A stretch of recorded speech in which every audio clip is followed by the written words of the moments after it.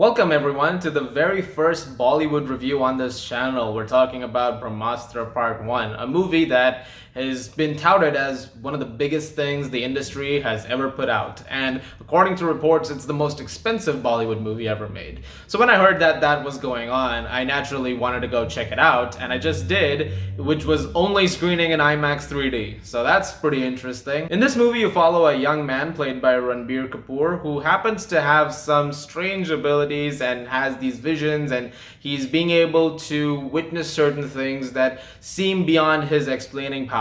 He doesn't quite understand what's happening. Certain things have started happening across the entire Indian subcontinent that are very strange. And because he's witnessing those things happen in visions, certain powers of his are being activated. And it seems like someone is out to get three pieces of a structure that could result in the return of the Brahmadev, which would essentially result in the end of the world. And that's about, that's the movies. I mean, it's a lot of movie actually. And there's a lot happening in this 2 hour and 40-minute runtime that is constantly trying to build this new universe that they're gambling on, which I mean, I hope it works out because, as I mentioned earlier, this is the most expensive Bollywood movie ever made. It's about 410 crores, which is about $51 million in United States dollars. So with that kind of budget and with obviously a lot of backing and to the fact that Disney is distributing it, we got a logo for Star Studios, and Star is owned by Disney. So that was crazy. So with that kind of, level of faith going into it, I'm expecting something pretty solid. So let's cut to the chase. Let's talk about the thing that a lot of people have brought up, that is the special effects. With a budget this big, you're expecting some pretty grand visuals. I will say they're okay. There were moments though where it was really good. Like there were some times where I thought, oh, that's pretty great special effects work. Okay, that looks pretty awesome. But then there were moments where it was very noticeable and points where I feel like the resolution was off. Like in the early sequences in particular, there's this entire thing being told with like lights and images, and I was seeing that entire thing and I'm like, I feel like I can tell it's pixels.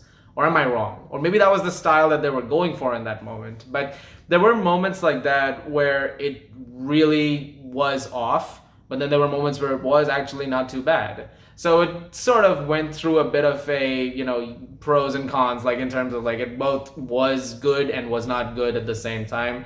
So overall, I was like, it's all right. It looks okay. The performances are fine. I mean, I like Ranbir Kapoor just fine in the movie. He was doing okay. Alia Bhatt was fine as well. They're both married in real life, so there was definitely that chemistry on screen, although they shot this before that. But you can sort of see like the early stages of that, relationship building up. So I guess that was nice.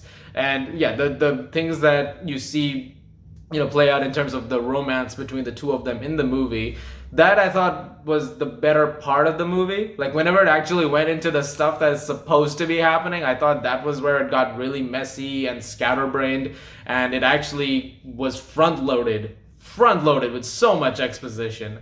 And I feel like after a while I'm sort of running out of the pros here. Although I do have to say there were some good things. I thought the musical sequences were pretty big and grand. Like there's one in the very beginning that was pretty spectacular, but it's also a movie that is trying to be so big at times it loses sight of the story that it's trying to tell. Like after a while, it's constantly giving you so much exposition to explain what the world is like in this particular case and how everything works with the different astras and the different, powers that each character has, that after a while it was actually turning into a bit of an amalgamation of Avatar: The Last Airbender and an X-Men movie.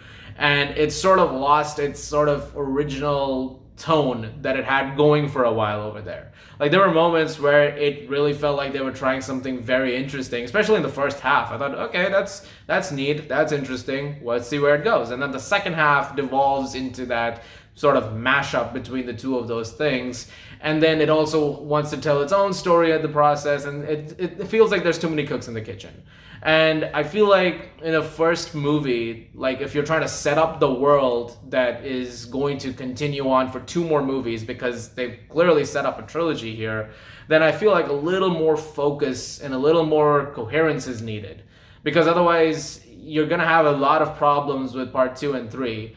Unless their idea is that by the time we're in part 2 and 3, we're just going straight for the action. Like, we've gotten all the exposition out of the way. But that can't be the case because the movie has moments where questions are brought up, and then a character, I think Amitabh Bachchan's character, a legendary actor that is, he's like, oh, this is not for today. We'll answer that some other time. And I was like, oh, okay. So I guess we'll wait on those answers for a future movie. Okay, then. I'm actually curious to what people are gonna think. It's out in theaters now, like I said, and I had a pretty big crowd, and it wasn't just an Indian crowd, by the way. There were a lot of people there, of different nationalities, which was kind of cool, you know. But I'm curious as to what it's going to garner in terms of reception throughout this opening weekend and how well it's going to do at the box office, because as I mentioned, there's a lot riding on this movie. So hopefully it does well enough that they decide to greenlight a sequel, and which they already seemingly have at the end of this movie. There's a tag. So, maybe we're gonna get that part 2 at least, but I wonder if they're gonna try a Dune scenario where they're like, okay, let's see how part 1 does, and then we'll officially say 2 is happening.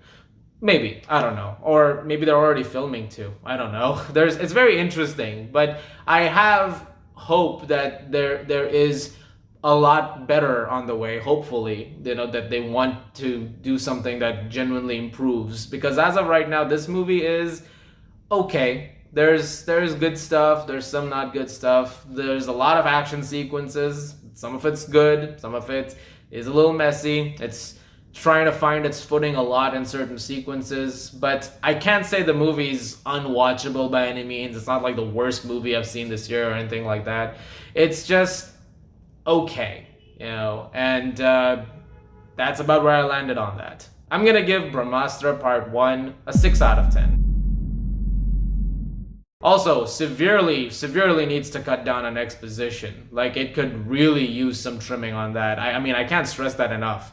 There's so many times where they're explaining so much. They gotta fix that. They really do. Guys, thank you very much for watching. Look forward to more reviews very soon. What did you guys think of this review? Leave your thoughts in the comments below. What do you think of the movie? Let me know accordingly. As always, if you like this, please do subscribe, and I'll see you guys in the movies.